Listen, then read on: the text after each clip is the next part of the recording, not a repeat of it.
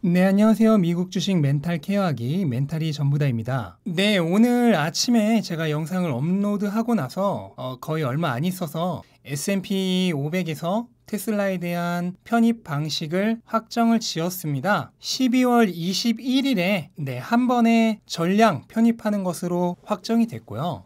이게 확정이 되기 전에 월스트리트 저널 등에서 거의 2분기에 걸쳐서 반년에 걸쳐서 나눠서 편입을 한다는 등, 또는 테슬라 주가가 너무 올라서 취소를 한다는 등 여러 가지 루머들이 많았습니다. 근데 이게 12월 21일에 한 방에 편입을 하는 것으로 확정이 되면서 결국 모든 불확실성이 해소가 됐죠. 한 1%라도 어쨌든 존재했었던 불확실성이 모두 해소가 된 겁니다. 그러면서 애프터장에서 어제의 약세를 모두 갈아엎고 4% 이상 상승을 하면서 마감을 했습니다. 그러면 우선 이거를 근거로 현재 S&P 500을 추종하는 펀드들이 테슬라를 어떻게 편입을 해야 하는지 다시 한번 점검해 보자면은, 우선은 12월 21일에 테슬라가 편입이 완료되는 것이므로 실제 대부분의 펀드들이 테슬라를 펀드에 편입시키는 것은 그 1거래일 전인 12월 18일이 됩니다. 그래서 12월 18일 날 가장 많은 거래가 있을 예정이고요. 12월 18일에 편입을 해야 하는 주식수가 얼마나 되냐? 이거는 제가 사실 여러 번 계산을 해드렸습니다. 그리고 바로 얼마 전에도 지금 현재 가격과 거의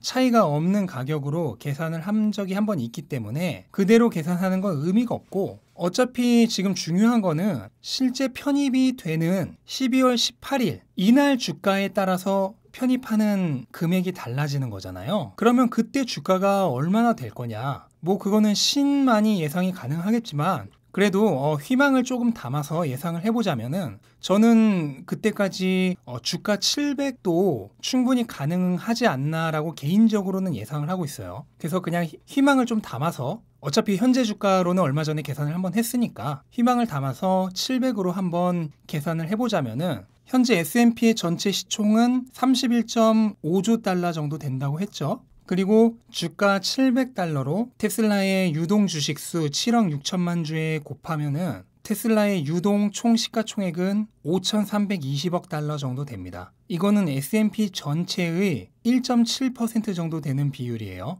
그럼 현재 테슬라를 무조건 사야만 하는, S&P를 완전히 따라하는 인덱스 펀드가 5조 정도 되니까 얘네들은 테슬라를 850억 달러를 사야 돼요. 최초 발표했을 때만 해도 500억 달러였는데 이게 무려 850억 달러까지 뛰는 거예요. 주가가 700달러까지 올라간다고 하면은. 그러면 이거는 테슬라 전체 유동 주식의 약 16%가 됩니다. 이 수치는 변하지 않죠, 기본적으로. 왜냐면 사야 하는 금액이 늘어나는 만큼 테슬라의 시가총액도 같이 늘어나니까 이 비율은 기본적으로 바뀌지 않습니다. 그리고 테슬라를 벤치마크하는 펀드가 7.5조 달러 정도 있다고 했죠. 그럼 이제 테슬라가 S&P 전체의 1.7%를 차지하는데, 그럼 이 7.5조 달러의 1.7%는 얼마냐 하면은 1280억 달러 정도 됩니다. 단지 얘네는 테슬라를 무조건 사야 되는 건 아니에요. 이미 산 애도 있고 앞으로 안 살 애들도 있을 겁니다. 근데 대략 한 10% 정도는 앞으로 테슬라를 산다고 가정을 하면은 한 130억 달러 정도?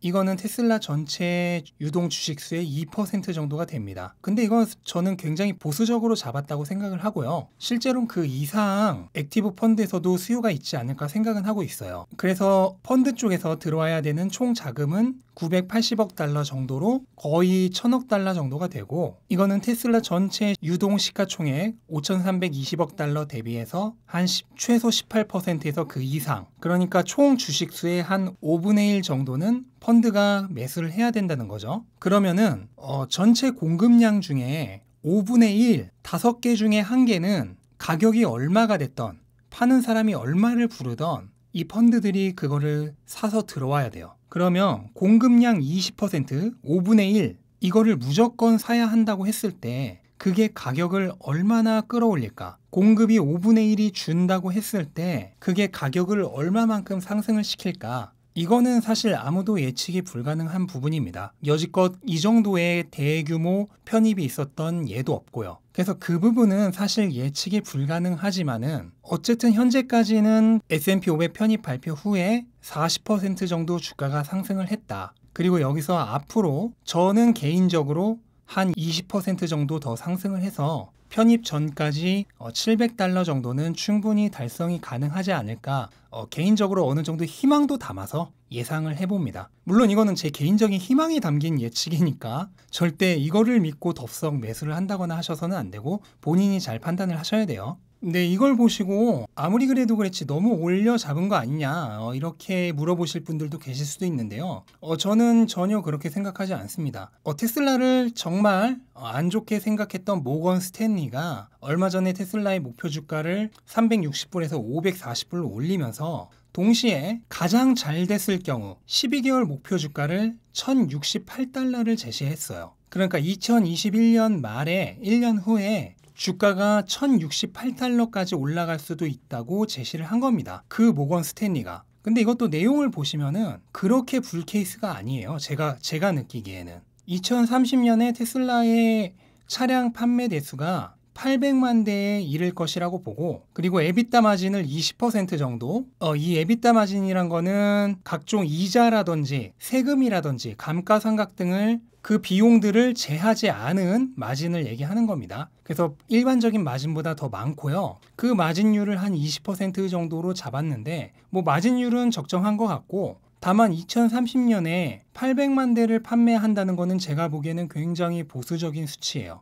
일론 머스크는 배터리 데이에서 2천만 대를 얘기를 했죠. 근데 뭐 2천만 대까지는 안 된다고 하더라도 저는 충분히 2030년이면 1000만 대 이상 판매가 가능하다고 생각을 하고, 에비타 마진도 사실 20%보다 더 높을 거라고 예상을 합니다. 그렇게 생각을 하면은 이거는 굉장히 보수적으로 잡은 수치고, 모건 스탠리가 불케이스라고 잡아놓은 1068달러도 결코 불케이스가 아니다. 충분히 달성 가능한 목표 주가다라고 생각을 합니다. 그렇게 생각을 하면은 현재 S&P 편입이라는 이벤트가 남겨져 있는 상황에서 2020년 말에 700달러는 물론 될지 안 될지는 모르겠지만 그래도 충분히 가능성적으로는 결코 높게 잡은 건 아니다라고 저는 생각을 합니다. 네, 그래서 차트를 놓고 한번 보자면은 오늘 미뤄뒀던 숙제 끝냈죠? 오늘 조정을 통해서 한바탕 고점에서 팔고 싶었던 사람 많이 털고 나갔습니다. 그리고 새로운 신규 매수자들이 많이 들어왔죠. 이 중에 일부는 공매도기도 하겠지만 어쨌든 새로운 신규 매수자가 많이 들어왔다고 볼 수 있겠습니다. 그래서 고점에서 이렇게 강하게 매도세가 나오면서 원래는 이제 정상적인 차트 모양이면은 이제 하락 반전할 가능성이 높은 그런 모양이었는데,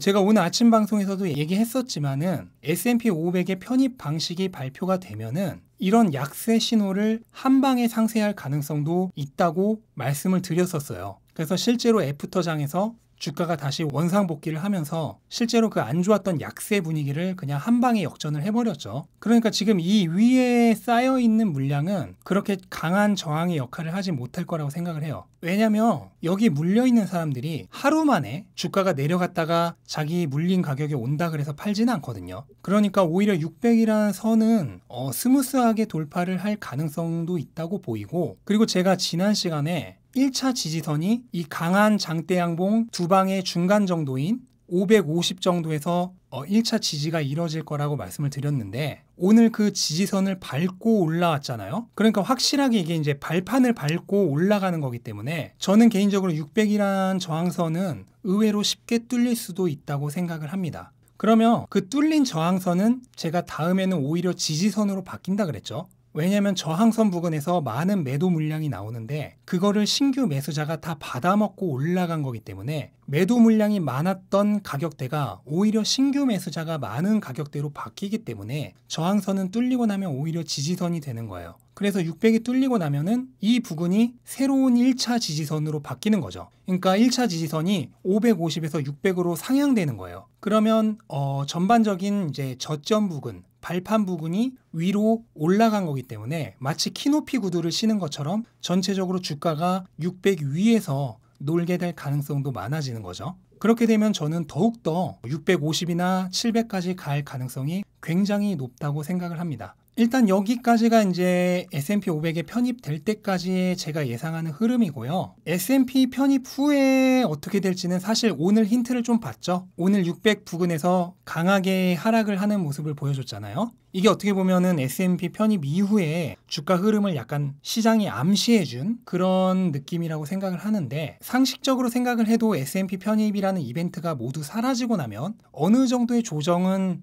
있을 가능성이 높습니다. 그거는 뭐 누구나 예상할 수 있는 부분이에요. 그러면은 편입 전에 일단 팔아야 될까요? 제가 영상에서 맨날 주장하는 게 그런 거 하지 말자는 거죠. 조정이 올 가능성은 높지만 어디까지나 가능성일 뿐이고 100%는 아닙니다. 그리고 조정이 온다고 하더라도 어느 정도나 올지도 모르고요. 그러니까 고점과 저점을 예상할 수 없기 때문에 우리의 전략은 뭐다? 기본적으로 언제나 바이 앤 홀드, 사서 매도하지 않고 조정이 오면 그때만 줍줍을 한다. 이걸 기본적인 전략으로 가져가자는 겁니다. 이게 가장 쉽고 간단하고 단순하게 주식으로 돈을 버는 방법입니다. 네, 일단 오늘 여기까지 얘기를 하고요. S&P 편입 이후에 또 어떤 흐름이 될지는 지금 단계에서는 좀 예상을 하더라도 너무 빠르다고 생각을 합니다. 그때까지 정말로 주가가 어디까지 갈지도 모르는 거고, 그러니까 S&P 편입 이후의 흐름은 또 그때가 돼서 S&P 편입일이 가까워져서 다시 살펴보는 걸로 하고요. 일단 오늘은 이 정도로 예측해 보는 거로 마무리를 하겠습니다. 네, 영상 도움이 되셨다면 구독과 좋아요 부탁드리고 오늘 시장 좋은 흐름이 있을 것을 기대하면서 이만 마치도록 하겠습니다. 감사합니다.